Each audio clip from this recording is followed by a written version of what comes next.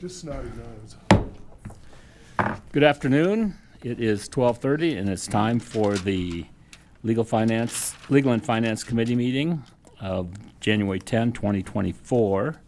We'll begin with the roll call and determination of quorum. Here. Here. Here. Here. Here. Okay, next item is adoption of the agenda. Move to approve. There's a motion by Sechrist and a second by Maher to adopt the agenda. No, I'm fine. All in favor? Aye. Okay, motion carries. Now's the time for general public comment, which is a time for the members of the public to discuss or express concerns to the council on any issue not on the agenda. Action will not be taken at the meeting on any issue not on the agenda except by placement on the agenda by unanimous vote of the council members present. I don't have any speaker requests, so I'm going to close general public comment and move on to consent items 1 through 9 and open public comment on consent items 1 through 9. And I still don't have any speaker requests for them, so I'm going to close public comment on consent items 1 through 9. The next item would be to approve minutes for the December 27, 2023 meeting. Move to approve. Second. Motion by Evans and second by Bieberdorf to approve the minutes from December 27th. All in favor? Aye. Motion carries. Next, we'll go to consent items, and item 2 is from the mayor's office. And who's going to speak to that today?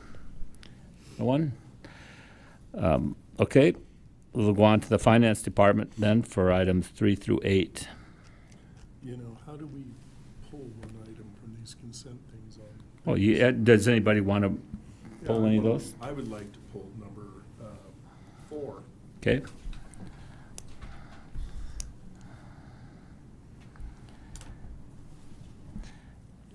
Then I still would go to Finance Officer Daniel Ainsley on items 3 through 8.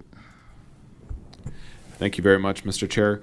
Item number 3 is a resolution that's declaring a 2011 truck surplus so that it can be removed from the city fleet.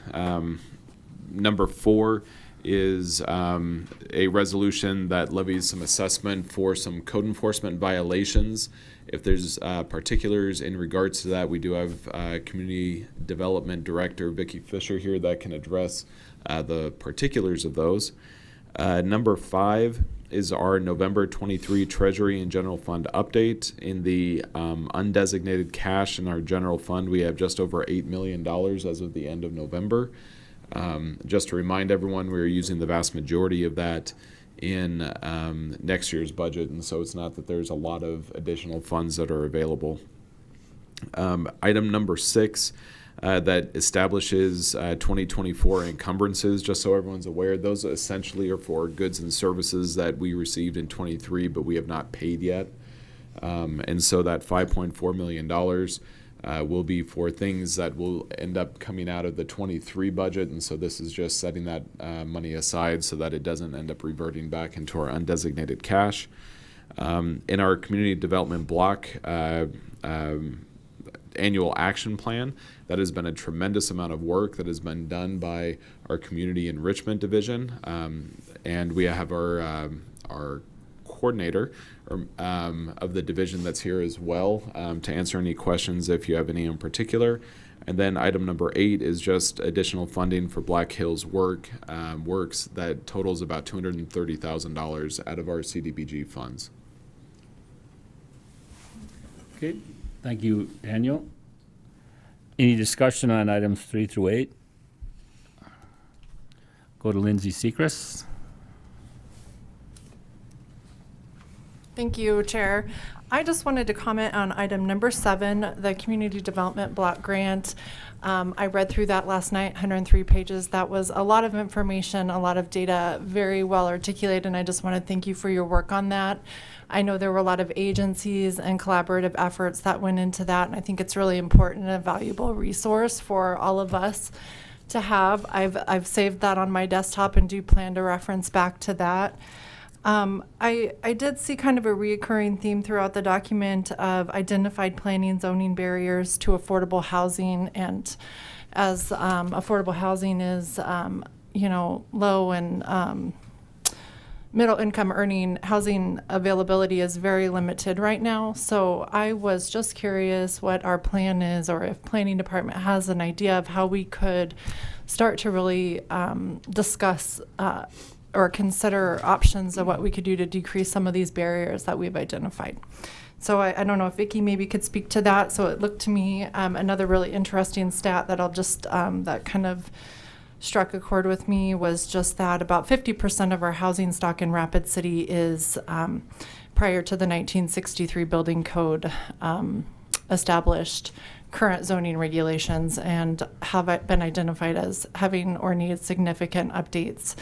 And I know that that's a common occurrence in Midwest communities. We're not isolated in that, but that is passionate about the Community Development Block Grant, getting resources to our elderly and low-income individuals to make the necessary updates to their living environments for safety and all the things. But Vicki, I don't know if you could speak to that. Do we have a plan? Is there an ongoing discussion or thoughts?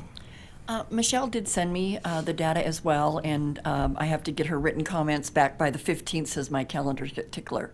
One of the things that you as council did, a huge lift, was to approve the ordinance amendment at your last city council meeting, second reading, that removed the requirement to secure a planned development for an apartment use. It's a permitted use anyway. It just really gives the NIMBYs the opportunity to say, I don't want it, but it really doesn't give us the authority to say no. So I will continue to thank you for supporting that.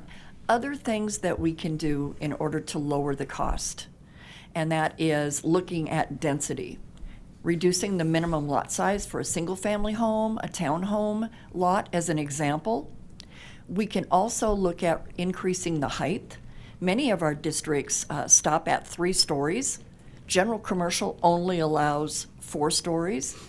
That's difficult. Most communities our size would allow much taller buildings.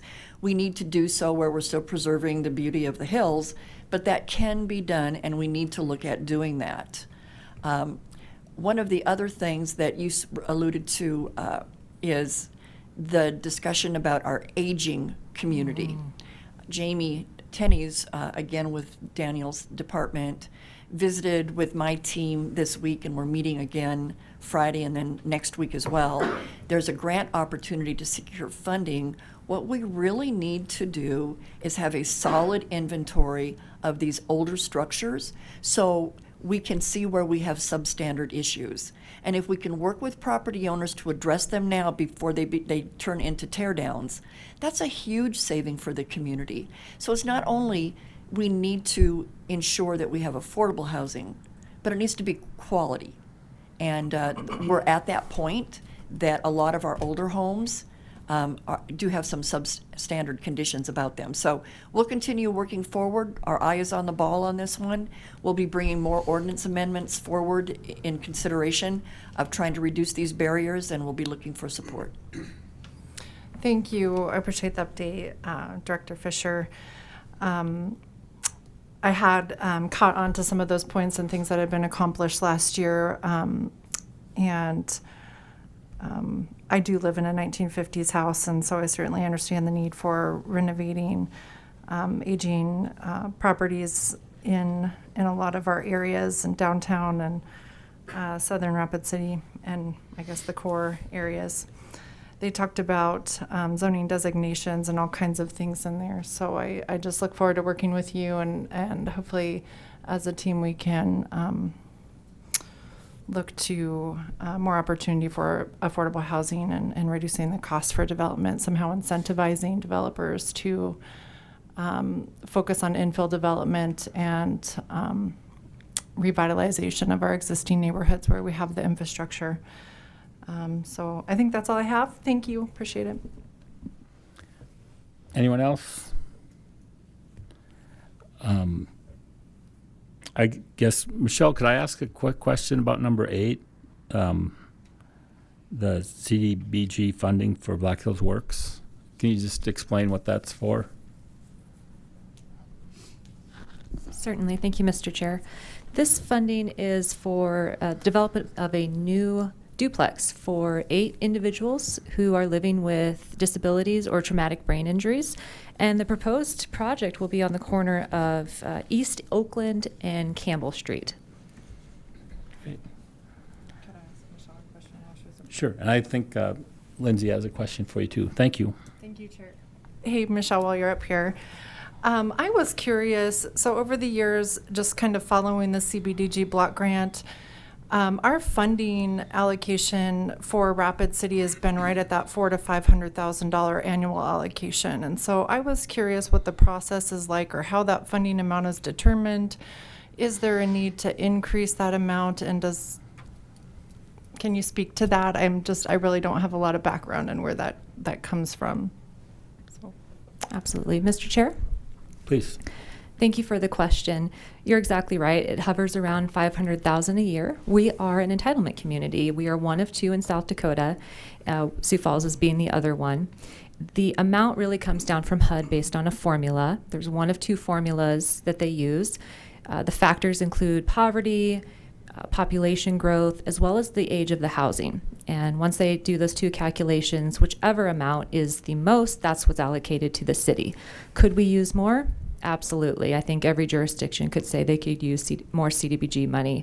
However, the allocation from Congress continues to either be steady or decline, while the number of jurisdictions eligible continues to increase. Thus, each allocation continues to decrease, let alone if you factor in inflation. So bottom line, we have to do more with less.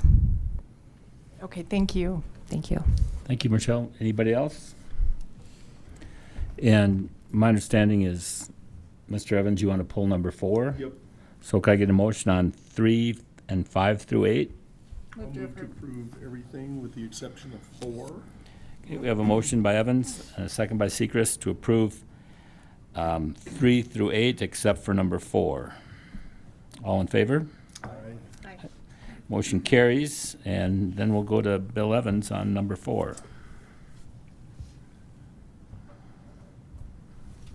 You know, this particular item, it comes up every year, and it has to do with some of these charges for abatement of these nuisances. And I understand why we do this, but there's a couple of these in here that are sort of life-changing amounts of money, one for $6,500, one for $4,900, and in both those cases, I don't know exactly what the history of these particular properties is or has been. I don't know the situation of the people that live in those properties. I don't know if every cent they've had has been going to pay for cancer treatments or whatever. And so I can't in good conscience vote to affect a person's life that way when it could actually really, really disrupt their entire existence. And so until I can find out exactly what the story is behind these things, I'm going to have to vote against this until we have more fact-finding. I don't know whether there's just negligence. I don't know whether the people involved have $100,000 sitting in a savings account. But I do know that the city government's job should not be to be a bully and make lives worse for people. And when you don't have anything, you know, adding on to that is not the solution to the problem. And it's easy for people in this room, many of make well over $100,000 a year, to look at an expense like that and say, pay it. When you only make $30,000-$40,000 a year, which is, I believe, the per capita income for a male in Rapid City, somewhere around $37,000 or something like that. There's a lot of money. So I can't in good conscience have the city act as a bully to go after these people and just add to the grief until I find out what's going on. So I'm not going to support this particular thing at this point. Thank you. We'll go to Director Fisher. Thank you, Mr. Chair. So please note that when code enforcement is receiving complaints from neighbors on items such as these, and we'll refer to the 2 that Bill included in his conversation. These are numerous complaints. These become safety issues for the neighborhood. The code enforcement team We do door hangers, we knock on doors, we give written notice.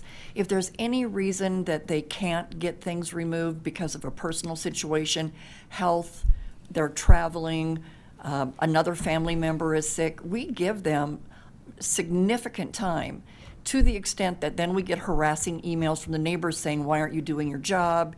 You guys should be fired. You take too long. It's a no-win situation for them. In these instances, we try to work with them to ensure that if there's something they can clean up on their own and save themselves the abatement fee of having it done, we'll walk the yard with them, we'll give them ideas of where they might put it. At the end of the day, when nothing moves and the commitment is we're going to do it and it doesn't happen, and there are safety issues involved in it, then we have to do that work. The one for 1006 Blaine Avenue, that is their first offense, but it was a huge amount of material that had to be brought off of that property. The second one at Central Boulevard, this is their fourth offense. This is a rinse and repeat. After so many months, we get the calls again, and we're back out there doing this over and over again. We usually, in a lot of these, have to take police officers with us. These are instances where there's a lot of pushback. Last week, we had someone come out with a gun in hand, and thankfully, we had a police officer on site, and our new code enforcement officer is an ex-police officer and got in front of the code enforcement officer that was being threatened. But these are not easy positions. They take great care to try to work with that property owner so that if there's anything we can do to help them minimize this cost, we're doing it. And unfortunately, they do get abusive emails from the neighborhood then that they're not doing their job. So in these cases, we can certainly give you dates if you want to know when we first made contact, what that contact entailed, but overall, that's the protocol that's followed. Okay, thank you. Yep, we'll go back to Bill Evans. And I get all that. The reality is there's been several instances over the 4 years I've been in council where I've seen people purposely violating just common sense rules of what our zoning people should be, concerned with. For instance, that when the person paved their entire front yard over on Cruz Drive with asphalt because they're parking a 40-foot long trailer in their front yard, that doesn't receive any action on part of the city. Or 3 blocks from my house where the person paved their entire front yard with concrete, and now they're parking 5 or 6 business vehicles in their front yard every day. That doesn't receive any kind of attention from the zoning enforcement people. So I'm still going to vote against this because it seems to me like we pick and choose the things we're going to go after. And I haven't received any communication concerning the situation of these people. So I'm not going to vote to pile on, okay, today. And it'll probably go down in flames. I don't care. I have to vote my conscience, and that's how I feel. I just feel this is inappropriate. I know. I've always stuck up for the little guy. That's just the way it is. And so until I receive full, information on how this happened and what happened, it just is not another line item for me. All right. Thank you. Okay, if there's no more discussion, I would, Lindsay Seacrest. Thank you, Chair.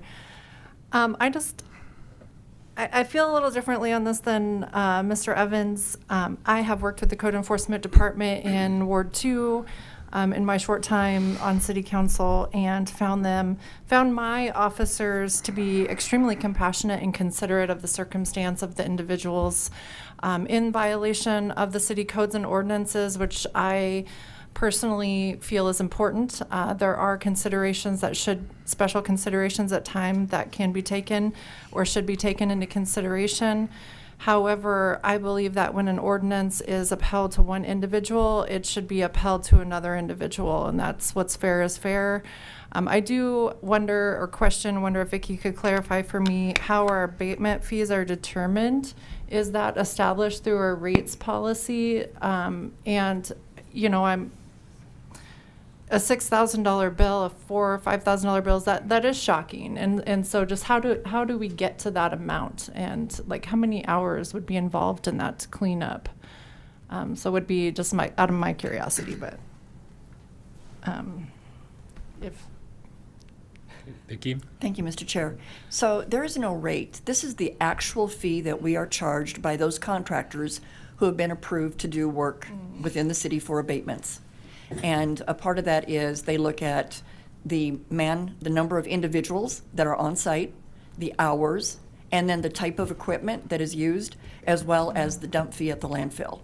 All of that goes into it. They have to bring in a detailed receipt. We have anything over 5,000 we have to have bids on so that we make sure that we're going with low bid, and we do. And if we see something that seems extreme, we will challenge it. These folks have been really good to work with. Mr. Chair, if I might, I think that Councilman Evans makes good points, that we can't cherry pick what we want to enforce. But please note, the ordinance as it stands today allows anyone with a residential lot to pave, rock, or grass their yard. There is nothing that limits it from doing that. That isn't the case in commercial and industrial, but for residential, that has been the position. It would take an ordinance amendment in order for us to prevent someone from concreting a front yard to park vehicles on it. Thank you. Thank you for that clarification. I continue to, I feel the same, especially now knowing that this is actually a fee assessed from the contractor. The city is taking on the expense of the cleanup and the removal of the debris in the property. Just with a safety and perspective in mind, I will support this. Thank you. I'm going to make one more comment. Okay.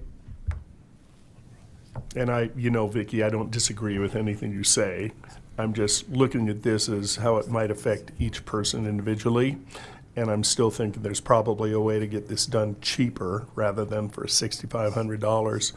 But back to the business about the ordinance and paving, we've got to do something about that because that affects runoff into the street immensely.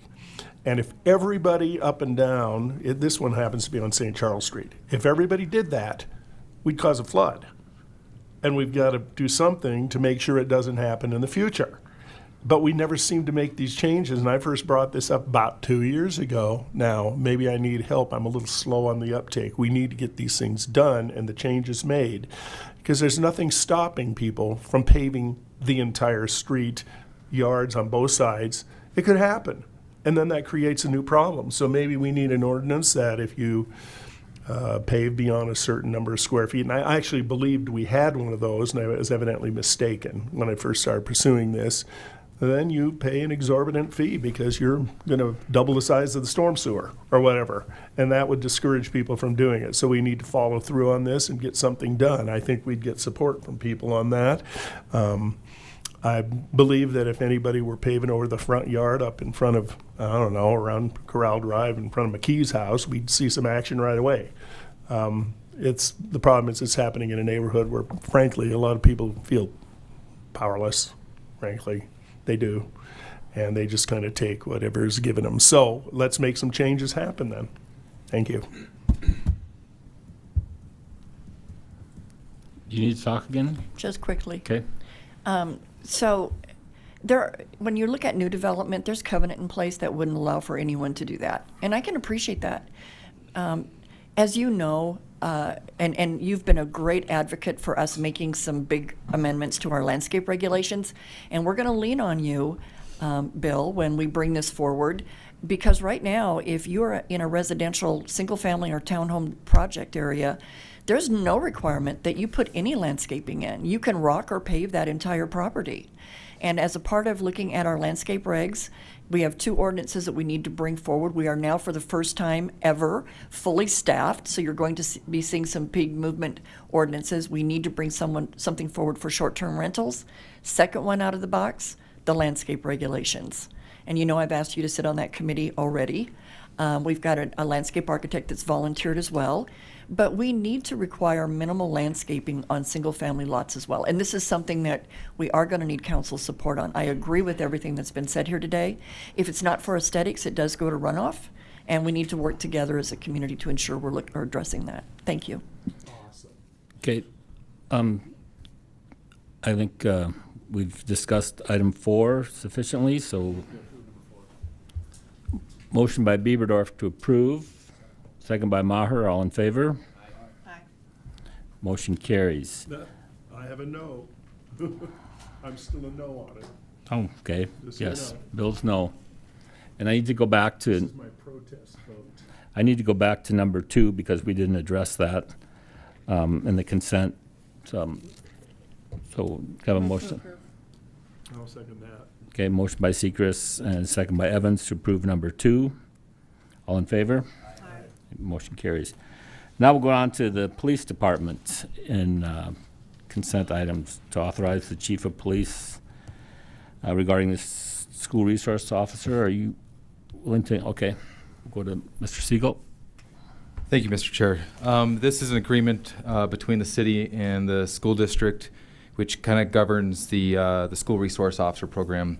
It's an agreement that's been in place for many, many years, and this agreement is no different other than a few minor changes that reflect the increase in wage of a police officer and their contributions, as well as some cost for, in addition to costs for training. One other change was a practice that we've been, something that we've been practicing for quite some time, but it's the separation between a law enforcement duty and the administrative role of a principal or a dean of students. And so that just puts it in writing. And so this agreement, again, is something that has been vetted by the attorney's office, city attorney's office, and also already been signed through the district. Thank you. I'll go to Lindsay Sechrist. Thank you, Chair. I just have a quick question regarding the funding the school district has identified. If I recall correctly, it was $32,000 per officer per year.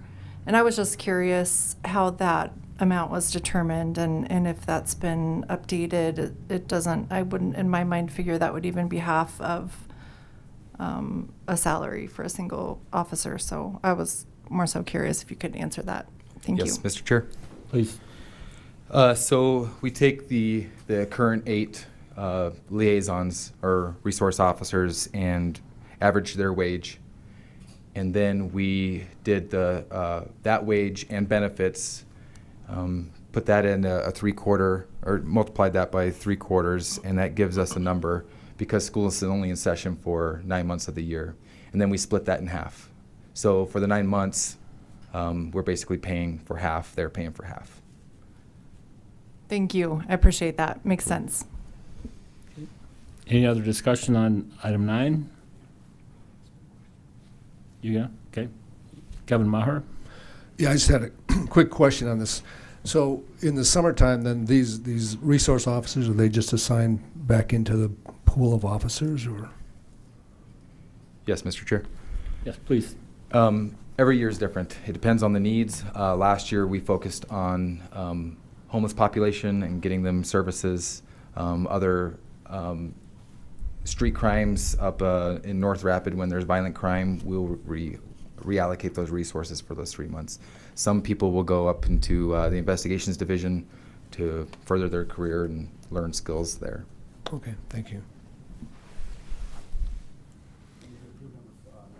Okay. Motion by Bieberdorf, second by Sechrist to approve. All in favor?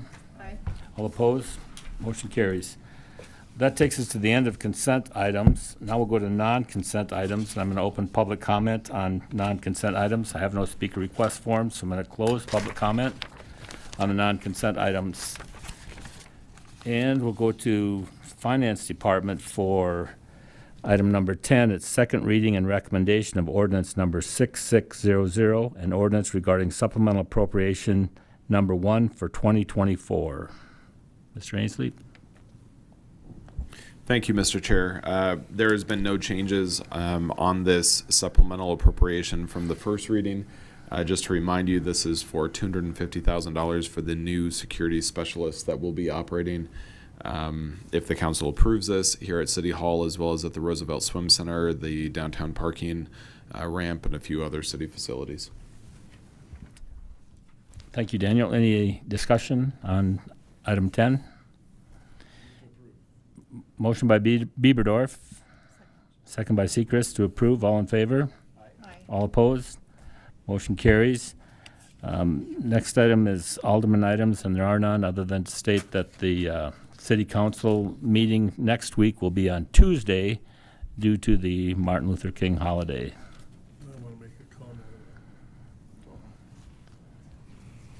I guess Bill has a comment, so it'll be brief, I'm sure. Of course it is, and I always.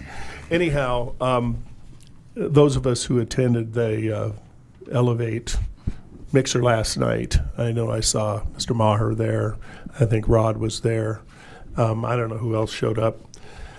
I got to tell you, what's going on out at Box Elder is pretty amazing, and we have to be looking over our shoulder at the greatness that, frankly, they've accomplished there.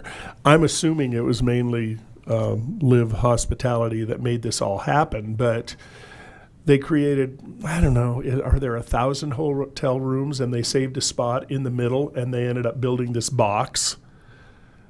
It's a heck of a complex. They have built a destination similar to what we want to have in downtown Rapid City.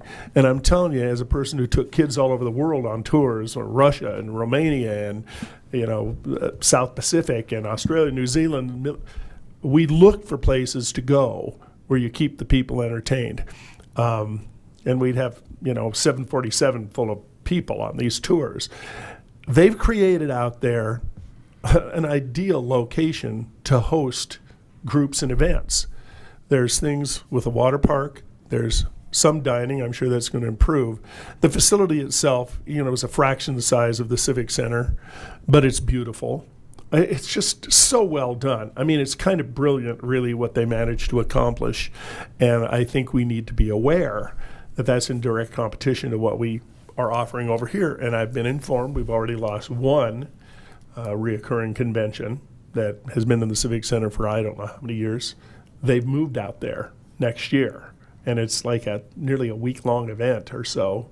I don't know how many days but I think we need to be thinking more like that. Think big picture, work together, think about the long-range thing. I mean, the fact that those hotels were built in a way that they could come back and stick a convention hall between them and then link them with connections and everything was thinking ahead.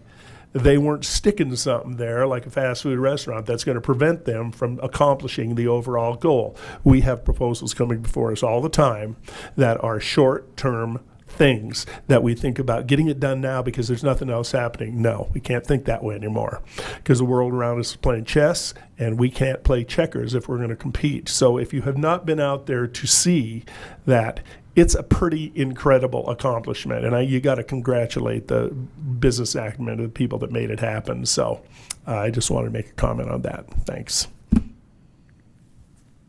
And waiting for a motion to adjourn? Motion by Seeger, second by Bieberdorf to adjourn. All in favor? Aye. Opposed? We're adjourned. Have you been out there? Oh, yeah. I was there last night. It's I've been fabulous. there lots of times. I've been out there before it even opened. The one, right?